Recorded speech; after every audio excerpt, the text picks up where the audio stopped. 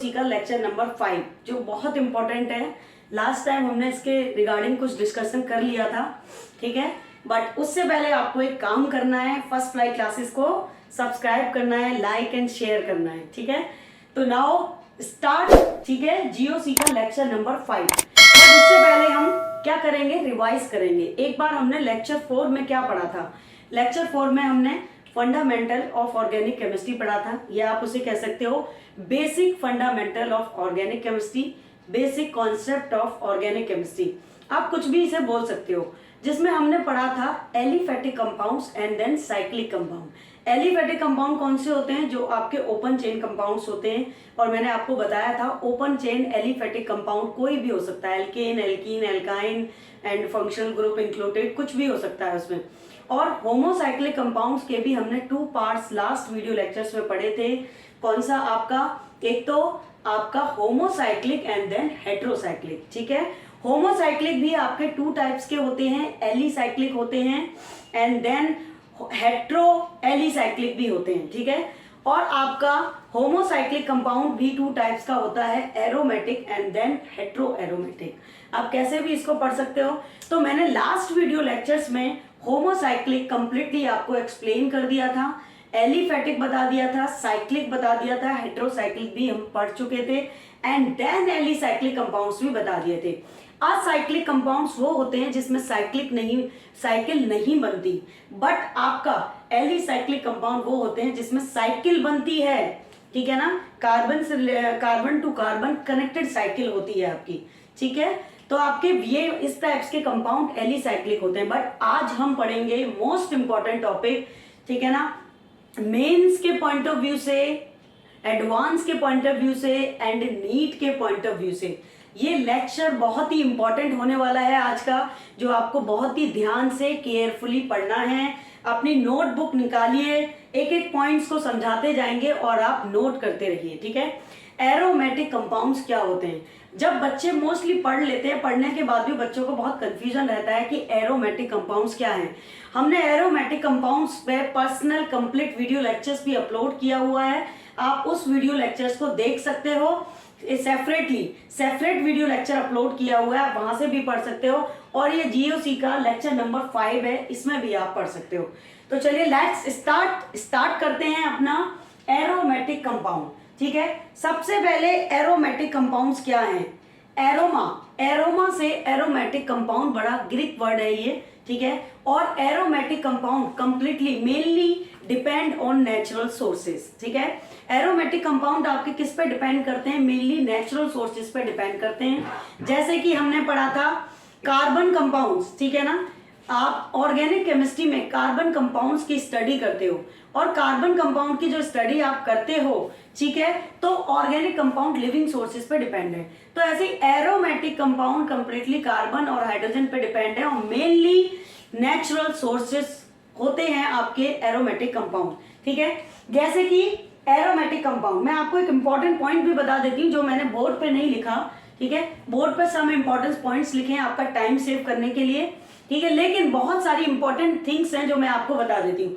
आप जब 12th में पढ़ते हो तो 12th की बुक्स में मेंशन है कि एरोमेटिक कंपाउंड वही हो सकता है जिसमें 6 कार्बन होंगे, एटलीस्ट 6 कार्बन की चेन होनी चाहिए, अदरवाइज उससे कम में एरोमेटिक कंपाउंड नहीं बन सकता। बट ये रॉन्ग है, एरोमेटिक कंपाउंड 3 कार्बन का भी बन सकता है, ठीक है। ये हम आपको बताएंगे, और कॉम्पिटिशन लेवल पे इस टाइप के क्वेश्चन पूछे भी जाते हैं, ठीक है। 6 का बन सकता है, 10 कार्बन का भी बन सकता है, बहुत सारे कार्बन का हम एरोमेटिक बनाते हैं। दूसरा लिखा होता है एरोमेटिक कंपाउंड स्वीट स्मेल देते हैं, ऐसे कंपाउंड जिसमें स्वीट स्मेल आती है, अच्छी फ्रेग्रेंस आती है, वो एरोमेटिक होते हैं। और उनको बर्न करने पे वो स्मोकी फ्लेम के साथ बर्न होते हैं, ठीक है ना।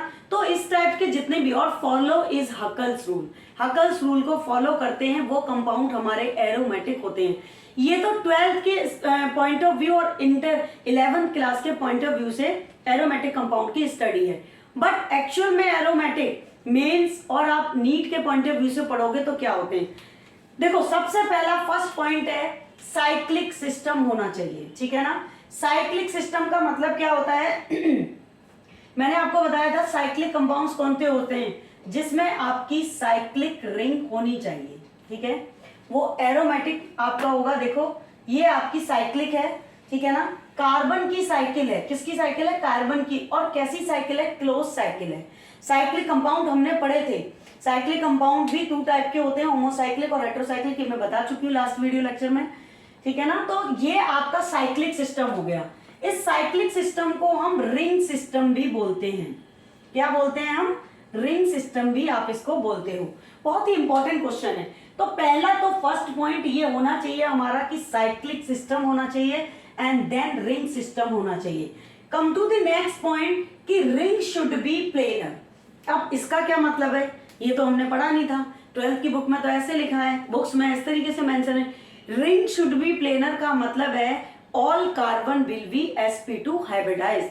आपके सारे कार्बन जो एरोमेटिक रिंग में होंगे वो sp2 हाइब्रिडाइज होंगे। कैसे? देख लो, बहुत इंपॉर्टेंट क्वेश्चन है। मैंने आपको पहले भी बताया था, ठीक है, कि जब भी हम आपका सिंगल बॉन्ड कंटेन्स करते हैं तो ऑल बॉन्ड सिग्मा होते हैं। जब आपका कहीं पे डबल बॉन्ड्स आते हैं तो 1 पाई एंड 1 सिग्मा होता है। एंड अगर आपके ट्रिपल बॉन्ड्स आते हैं तो 2 पाई एंड 1 सिग्मा होता है। तो हाइब्रिडाइजेशन में अगर हम साइक्लिक सिस्टम की बात कर रहे हैं तो साइक्लिक सिस्टम में आपका कितने पाई बॉन्ड दिखाई दे रहे हैं? ये स्ट्रक्चर सभी जानते हैं, ठीक है। मोस्टली बेंजीन का स्ट्रक्चर सभी बच्चों को लर्न होता है, सबको पता होता है, ठीक है ना। यहाँ पे आपको कितने पाई बॉन्ड दिख रहे हैं? यहाँ पे आपको 3 पाई बॉन्ड्स दिख रहे हैं। ये क्वेश्चन पूछा जाता है नीट के पॉइंट ऑफ व्यू से, IIT में भी, कि बेंजीन रिंग में, ठीक है, present in sigma and pi bond, how many sigma and pi bond present in benzene ring, कि कितने सिग्मा और कितने पाई बॉन्ड बेंजीन रिंग में प्रेजेंट होते हैं, ठीक है। तो इसका आंसर क्या है? 3 पाई बॉन्ड एंड 12 सिग्मा यहाँ पे प्रेजेंट होते हैं, ठीक है ना, ठीक है। Is that clear? 12 sigma and 3 पाई। अब वो कैसे होते हैं? उसी से सिग्मा और पाई बॉन्ड के जस्टिफिकेशन से ही आपको पता चलेगा कि all carbon will be sp2 hybridise. All carbon sp2 hybridise कैसे हैं आपके, ठीक है। तो देखो आपको समझाते हैं, ठीक है ना। यहां से आप इस स्ट्रक्चर को ओपन कर लो, ठीक है ना, ओपन कर लेते हैं। 1 2 3 ओके। अब यहां पे भी कार्बन प्रेजेंट है, इसकी ऑल पोजीशंस पे कार्बन है और उस कार्बन के पास हाइड्रोजन है। ये मैं अपने लास्ट वीडियो लेक्चर से last to last video lecture में बता चुकी हूँ कि टेट्रावैलेंट 4, कार्बन की वैलेंसी 4 होती है। ली वैलेंट वॉन टॉप साइंटिस्ट ने डिस्कवर किया था, ठीक है, by help of electronic configuration. Electronic configuration से excited state and then ground state में आपका ये डिस्कस किया था। तो देखो यहाँ पे काउंट करो, पाई बॉन्ड सबको दिखाई दे रहे हैं क्लियरली, 3 पाई बॉन्ड्स हैं। जहां पे भी डबल बॉन्ड आएगा वो आपका एक 1 पाई 1 सिग्मा होगा। सिग्मा काउंट करिए, 1 2 3 4 5 6 7 8 9 10 11 एंड 12। ओके, 12 सिग्मा इसमें प्रेजेंट है। देखो 1 2 3 4 5 6 7 8 9 10 11 12। तो एक आपका ये IIT का मेंस का क्वेश्चन भी हो गया कि बेंजीन रिंग में 12 सिग्मा, ठीक है, एंड आपके 3 पाई बॉन्ड्स प्रेजेंट होते हैं। अब देखो हाइब्रिडाइजेशन में बोथ एनर्जी लेवल सेम होना चाहिए, ठीक है। अनपेयर्ड इलेक्ट्रॉन्स के लिए हम हाइब्रिडाइजेशन कैलकुलेट करते हैं और इस टॉपिक को हम पढ़ते हैं केमिकल बॉन्डिंग में, ठीक है। केमिकल बॉन्डिंग में हाइब्रिडाइजेशन के लिए एक स्पेशल थ्योरी हम पढ़ते हैं जिससे हमें पता चलता है कि how to calculate the hybridisation. Hybridisation निकालने के लिए सबसे पहले आपको इलेक्ट्रॉनिक कॉन्फिगरेशन पढ़ना पड़ता है। इलेक्ट्रॉनिक कॉन्फिगरेशंस को सेल्स और सबसेल्स में फिल करना पड़ता है, इलेक्ट्रॉन की फिलिंग, बट वो प्रोसीजर लंबा है, वो 11th का है। तो हम यहाँ एरोमेटिक में उस कॉन्सेप्ट को क्यों क्लियर करेंगे? तो इसके लिए मैं आपको ट्रिक्स बता रही हूँ कि जब भी कभी 4 कार्बन्स होते हैं, ठीक है ना, अनपेयर्ड इलेक्ट्रॉन की फिलिंग आप करते हो तो सबसे पहले S सबसेल्स में करते हो और फिर उसके बाद P सबसेल्स में करते हो, PX PY एंड PZ। और D की 5 सबसेल्स होती हैं, नहीं 5 नहीं होती, 7 होती हैं, ठीक है। और उसके बाद F की कितनी सबसेल्स होती हैं आपकी? 7 होती हैं। तो इस तरीके से S में 2 इलेक्ट्रॉन एग्जिट कर सकता है, P में 6 इलेक्ट्रॉन एग्जिट कर सकते हैं। 6 कैसे बता देते हैं बेटा आपको, clockwise anti clockwise, clockwise anti clockwise, ठीक है ना। इस तरीके से आपके 6 इलेक्ट्रॉन एग्जिट करते हैं। ये किसने बताया था? ये हुंड ने बताया था। हुंड साइंटिस्ट थे, ये भी आप स्ट्रक्चर ऑफ एटम में पढ़ते हो, ठीक है ना। कि इलेक्ट्रॉन की फिलिंग हम हुंस के रूल से करते हैं क्लॉकवाइज और एंटी क्लॉकवाइज डायरेक्शन में, ठीक है ना। तो आपका यहां से ये कॉन्सेप्ट निकलता है कि हाइब्रिडाइजेशन के लिए आप ट्रिक्स कैसे यूज करोगे। सिंपल सा कॉन्सेप्ट है, जब भी फर्स्ट बॉन्ड है आंख बंद करके एस में रख दो, बाकी के 3 बॉन्ड्स पी में चले जाएंगे, ठीक है। तो अब देखो कितने बॉन्ड पी में गए, 1 2 3, क्योंकि इसकी 3 सबसेल्स हैं। तो देखो इसका हाइब्रिडाइजेशन क्या हो गया, sp3। इससे ज्यादा इजी ट्रिक्स आपको नहीं मिलेगी, ठीक है ना। और पाई बॉन्ड के लिए कभी भी हाइब्रिडाइजेशन कैलकुलेट नहीं करते, ठीक है। यहां तक समझ में आया, गॉट इट, ओके। अब देखो, अब आपको हाइब्रिडाइजेशन निकालना है इस बेंजीन रिंग पे। तो पहले हम एक सुंदर सा क्लीन स्ट्रक्चर बना लेते हैं, इस स्ट्रक्चर से आपको समझ में नहीं आएगा। तो यहाँ पे बड़ा बड़ा बेंजीन का स्ट्रक्चर बना लेते हैं, ठीक है। ये आपका बेंजीन का स्ट्रक्चर हो गया, यहाँ पे आप लगा दो पाई बॉन्ड। तो देखो पाई बॉन्ड तो कट हो गए, इसको हम हाइब्रिडाइजेशन में काउंट नहीं करेंगे। अब यहाँ पे देखो कितने बॉन्ड बचे, 1 2 3। अभी मैंने बताया था 1 बॉन्ड एस में जाएगा, बाकी के जो बॉन्ड बचेंगे वो पी में जाएंगे। तो यहाँ पे 2 बॉन्ड बचे अब पी के लिए, तो इस कार्बन का हाइब्रिडाइजेशन क्या हो गया, sp2। सेम एयर यहाँ पे पोजीशन होगी 1 2 3, तो इसका भी sp2। सेम यहाँ पे पोजीशन होगी 1 2 3 sp2। सेम ये कंडीशन हम यहाँ पे भी अप्लाई करेंगे sp2। तो ऑल कार्बन्स के लिए इसका हाइब्रिडाइजेशन sp2 होगा, ठीक है। It means molecule should be planar, ठीक है। तो बहुत ही इंपॉर्टेंट पॉइंट है ये। अगर आपको एरोमेटिक कंपाउंड की आइडेंटिटी जस्टिफाई करनी है तो first ring should be planar and most important points, all carbon will be hybridisation is sp2। All carbon का हाइब्रिडाइजेशन आपका sp2 आना चाहिए। यहां तक समझ में आया, आई थिंक सबको क्लियर हो गया होगा। बहुत ही इंपॉर्टेंट टॉपिक है, इसके मेंस और नीट में किस तरीके से क्वेश्चन पूछे जाते हैं वो भी मैं आपको कराऊंगी, क्योंकि उससे पहले लेकिन ये टॉपिक पढ़ना जरूरी है।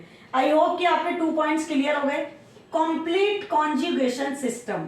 अब ये कॉन्जुगेशन सिस्टम कहां से आ गया, बच्चे बोलते हैं कि हमें तो ऑल्टरनेट सिस्टम पता है, कॉन्जुगेटेड नहीं पता। लेकिन स्टैंडर्ड लैंग्वेज में जब आप पढ़ोगे बुक्स में, तो ऑल्टरनेट डबल बॉन्ड सिस्टम को ही हम कॉन्जुगेटेड डबल बॉन्ड सिस्टम बोलते हैं। क्या ये एरोमेटिक कंपाउंड में कॉन्जुगेटेड सिस्टम प्रेजेंट होता है? चलो चेक कर लेते हैं इसको। ये तो चेक करने के बाद ही पता चलेगा। देखिए यहाँ पे कॉन्जुगेटेड डबल बॉन्ड सिस्टम है ये हो गया, ये एंड ये। एक बॉन्ड छोड़ के दूसरे पे डबल बॉन्ड, फिर सिंगल, फिर डबल, फिर सिंगल और फिर डबल। इसी को आप कॉन्जुगेटेड सिस्टम बोलते हो, ठीक है ना। कि एक सिंगल और एक डबल, एक सिंगल और एक डबल, एक सिंगल और एक डबल। जब इस तरीके का सिस्टम कहीं पे देखने को मिलता है तो उसको बोलते हैं हम complete conjugation system. Complete conjugation system का मतलब ये है कि जितने कार्बन्स होंगे, ठीक है, वो आपका कंप्लीट कॉन्जुगेटेड सिस्टम होगा। ऐसे नहीं होगा, मान लो आपने ये स्ट्रक्चर बना दिया, ठीक है, 1,4-साइक्लोब्यूटीन। अब 1,4-साइक्लोब्यूटीन कैसी है ये हम आपको समझाएंगे आई पैक में, ठीक है ना। 1,4-साइक्लोब्यूटीन इस स्ट्रक्चर का नाम है। यहाँ पे देखो, यहाँ पे क्या कॉन्जुगेटेड सिस्टम है? नहीं, कॉन्जुगेटेड सिस्टम यहाँ नहीं है। यहाँ पे सिंगल है, फिर डबल है, यहाँ पे सिंगल है, फिर डबल है, सॉरी ऐसे करके, ये देखो ये, ठीक है ना। क्या ये कॉन्जुगेटेड सिस्टम है? नहीं, single double single and single. तो ये कॉन्जुगेटेड सिस्टम नहीं है। इसके और भी एग्जांपल हम ले सकते हैं। मान लीजिए आपने ये ले लिया, ठीक है, 5 मेंबर्ड रिंग ले लिया आपने, this is the 5 membered ring, ठीक है। ये क्या हो गया, साइक्लोपेंटीन, 5 रिंग कार्बन है इसमें। तो यहाँ पे कॉन्जुगेटेड सिस्टम है, यहाँ डबल है, यहाँ सिंगल है, सिंगल सिंगल एंड सिंगल, ठीक है ना। तो ये आपका कॉन्जुगेटेड सिस्टम नहीं है। तो कंप्लीट कॉन्जुगेटेड सिस्टम का मतलब है कि कार्बन की जितनी भी साइक्लिक रिंग होंगी उसमें कॉन्जुगेटेड डबल बॉन्ड सिस्टम आना चाहिए, ठीक है। अब आप सोच रहे होंगे क्या इसका कोई और एग्जांपल हो सकता है कॉन्जुगेटेड सिस्टम का, तो मैं बताती हूँ। जैसे कि नेफ्थलीन, 11th क्लास में हाइड्रोकार्बन में आपने नेफ्थलीन एंथ्रासीन का स्ट्रक्चर पढ़ा है। अगर 2 बेंजीन रिंग्स को आप कनेक्ट कर देते हो, ठीक है, आपने 2 बेंजीन रिंग यहाँ पे कनेक्ट कर दी, तो देखो 1 2 3 4 एंड 5। तो कॉन्जुगेटेड, कंप्लीट कॉन्जुगेटेड सिस्टम है। यहाँ पे भी देखो, double single double single double single, double single double single double single, ठीक है ना। तो ये होता है कंप्लीट कॉन्जुगेटेड सिस्टम। अगर कहीं पे कंप्लीट कॉन्जुगेशन सिस्टम है तभी वो आपका एरोमेटिक है। ये एरोमेटिक की आइडेंटिटी है कि उसमें कंप्लीट कॉन्जुगेटेड सिस्टम होना चाहिए। Come to the next point, I hope ये पॉइंट क्लियर हो गया होगा। Complete delocalisation. अब आपका कंप्लीट डीलोकलाइजेशन होना चाहिए। डीलोकलाइजेशन क्या होता है? हमने एक टॉपिक सुना है रेजोनेंस, ठीक है। रेजोनेंस हम पढ़ते हैं, इसका सेपरेट वीडियो लेक्चर्स हम अपलोड करेंगे और जीओसी में भी आपको आगे लेक्चर्स में पढ़ाएंगे। रेजोनेंस क्या होता है? रेजोनेंस में होता है डीलोकलाइजेशन ऑफ पाई इलेक्ट्रॉन्स।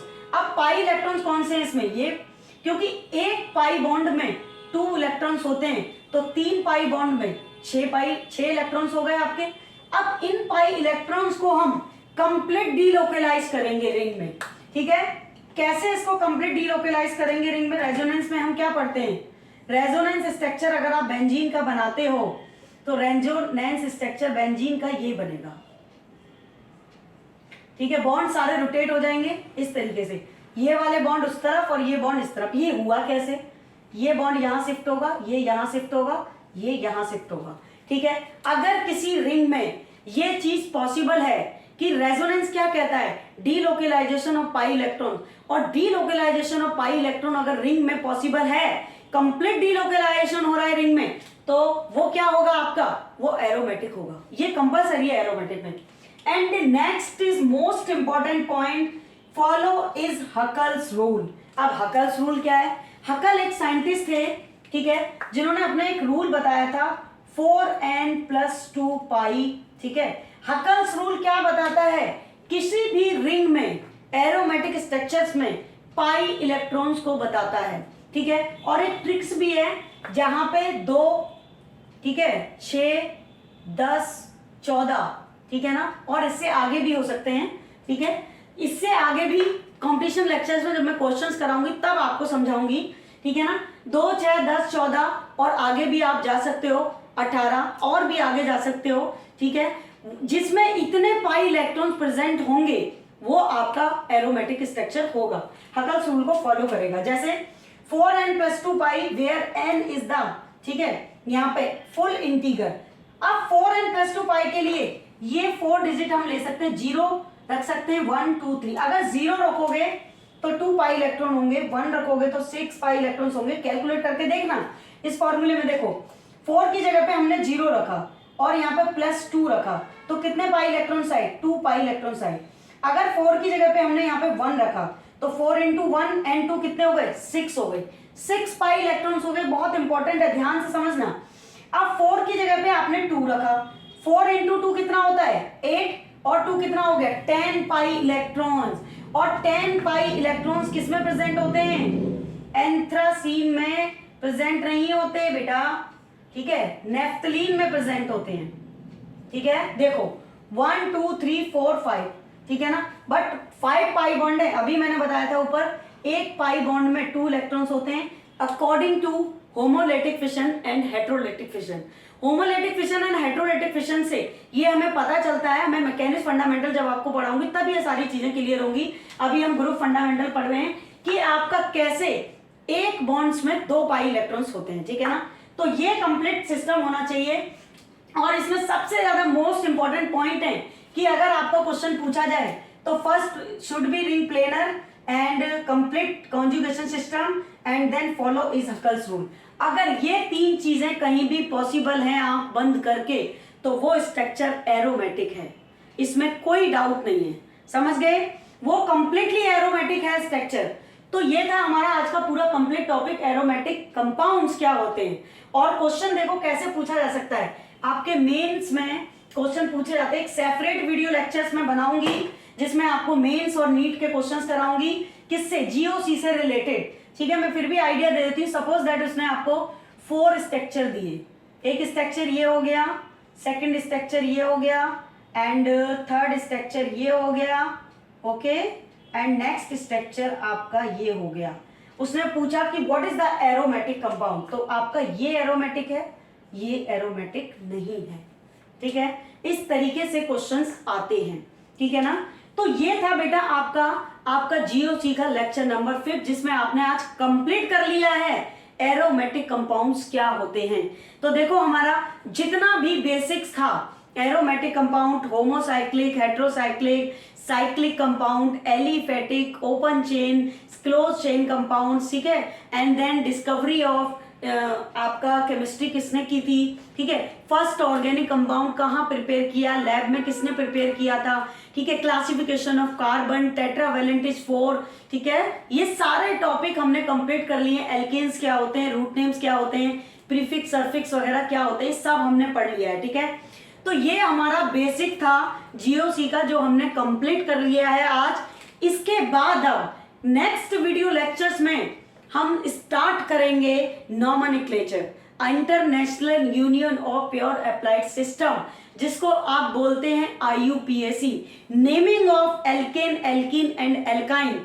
आपकी नेक्स्ट वीडियो लेक्चर में हम नेमिंग सीखेंगे एल्केन, एल्कीन और एल्काइन की, और एल्काइल सब्स्टिट्यूशन कंपाउंड्स कौन से होते हैं, एल्काइल सब्स्टिट्यूट, ठीक है, या एल्काइल, एल्केन से एल्काइल कैसे कन्वर्ट करके आप नेमिंग करते हैं, कॉम्प्लेक्स स्ट्रक्चर्स क्या होते हैं, कॉम्प्लेक्स स्ट्रक्चर की नेमिंग क्या होती है, ये सारा टॉपिक हम कंप्लीट करेंगे अपने जीओसी के लेक्चर नंबर 6 में।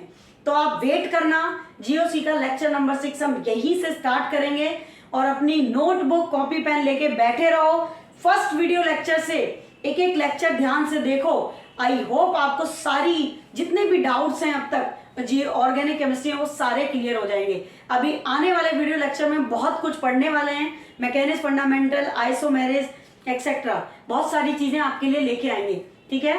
आपको, ठीक है ना, हर लेक्चर्स को ध्यान से पढ़ना है, तभी आपको समझ में आएगा। और कोई भी क्वेरी है तो without any hesitation you can ask me, आप मुझे कभी भी पूछ सकते हो, ठीक है, मेरे व्हाट्सएप नंबर पे कॉल करके, ठीक है ना, मैसेज ड्रॉप करके, और ज्यादा से ज्यादा अपने व्हाट्सएप ग्रुप में, इंस्टाग्राम में हमारे वीडियो लेक्चर्स को शेयर करें, ताकि ज्यादा से ज्यादा स्टूडेंट के पास ये वीडियो लेक्चर्स पहुंचे।